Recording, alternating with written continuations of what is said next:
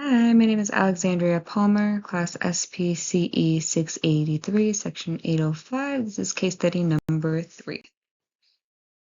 So the objective is to develop tactics for training staff to competently perform assessments and intervention procedures, learn about performance monitoring, feedback, reinforcement systems for staff, develop a functional assessment approach to identify variables affecting personal performance and determine what function-based strategies to improve personal performance.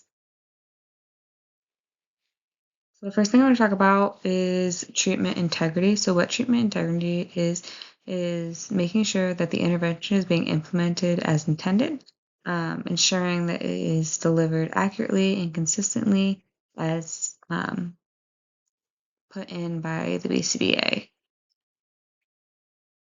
And one way that you can make sure that you have treatment integrity is training your staff.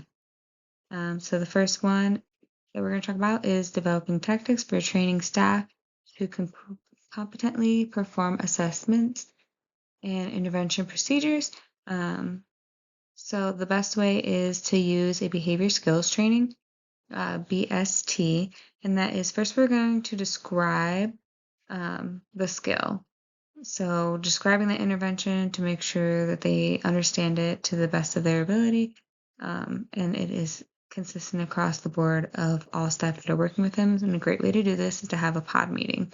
So, which is just a meeting of the staff that are going to be working with that specific learner to discuss how the intervention works and how you want it implemented step by step.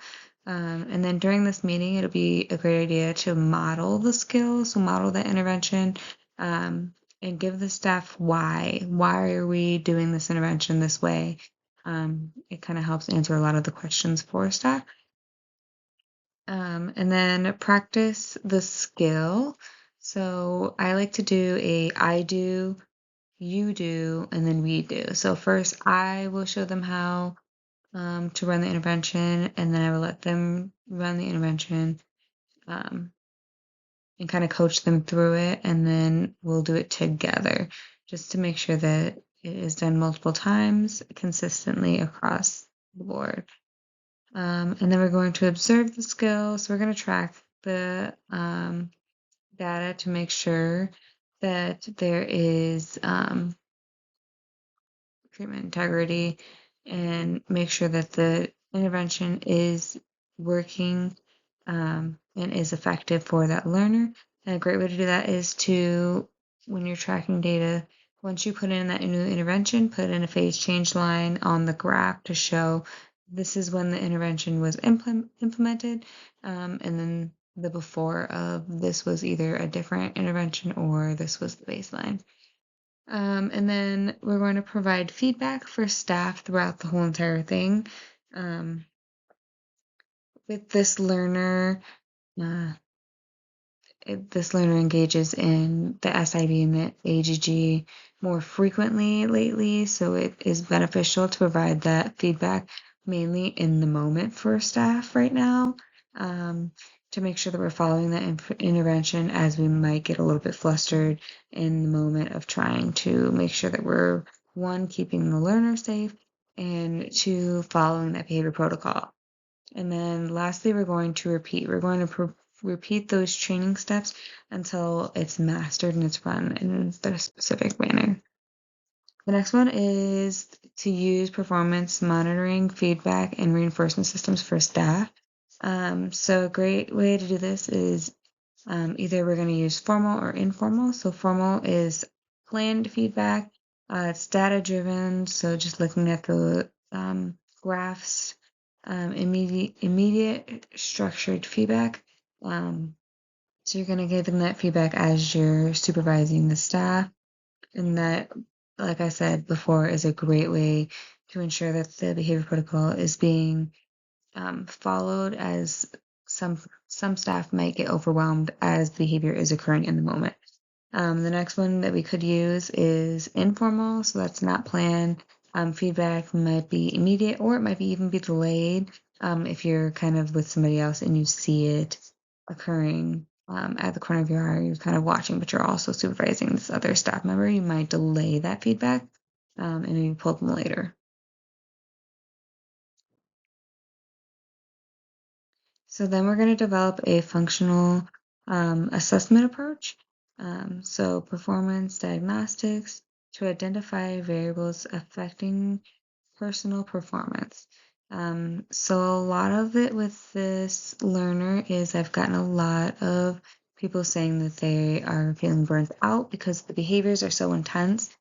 So it's important to ensure staff are rewarded and motivated to make sure that their motivation um, helps them to not um, engage in procedural drift, which is they are not following the intervention the way it is written and they might let some things go, whereas other people are following it to a T. And that can interfere with this learner's consistency and routine. And this learner is very set on routines. Any changes to the routine, then that SIB and that AGG is going to increase dramatically. So the assessments can include direct assessments or indirect assessments. So direct assessments are descriptive assessments, so making sure you're giving that specific detail of everything. Indirect assessments could be interviewing the staff, questionnaires to figure out what they're motivated for, and rating scales. One that I've used most recently is putting out a poll of would we be more motivated for this or this, and kind of putting it in their hands to vote. Um, and then last one we're going to work on is determine what the function-based strategies to improve personal information. So on one side, I have the behavior protocol. We did take ABC data to establish that there were 3 functions for that SIB, and that's going to be attention-based, escape, and access to tangibles. And from taking the ABC data, when staff thought that there was an unclear antecedent, it was normally access to tangibles, access being denied that access of leaving the room or a toy that's in another room that they can see. And listed underneath each one is that intervention. The intervention was based off of what worked best for that learner after testing a few different methods. So for attention, we're not going to say anything. We're going to ignore for now and continue about whatever you're doing, whether you're taking data or running a program. If the client is head hitting hard enough on a surface to leave a mark, we're going to use foam mats to keep learners safe and call for a PM if it's intense enough to leave a mark for the safety of that learner in case we have to adjust the intervention. If it's escape, we're also not going to say anything, not going to make eye contact.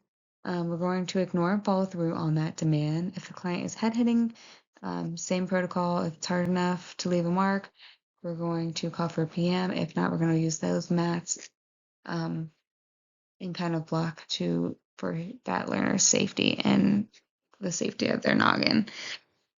Access to tangibles. We're not going to say anything about the behavior or make eye contact. We're going to show the learner a choice board. So what a choice board is, it has different options that that learner can choose from of what they are motivated for, what they want. If no choice is made for that reinforcer, we're going to try and entice with toys that we know that the learner likes. If SIB increases, we're going to call for support to help kind of block. So we're not running around the room to try and block. If the client is hitting their head hard enough, same thing. We're going to use that foam mat and block it and call for a PM, which is a BCBA, if it is too hard. And some things that can affect performance of staff is limited resources, motivation issues, and inadequate training. It is important to make sure that we are retraining staff over a period of time to make sure that there's no procedural drift and making sure that they're motivated for something so that helps the culture of that environment at work and for staff intervention.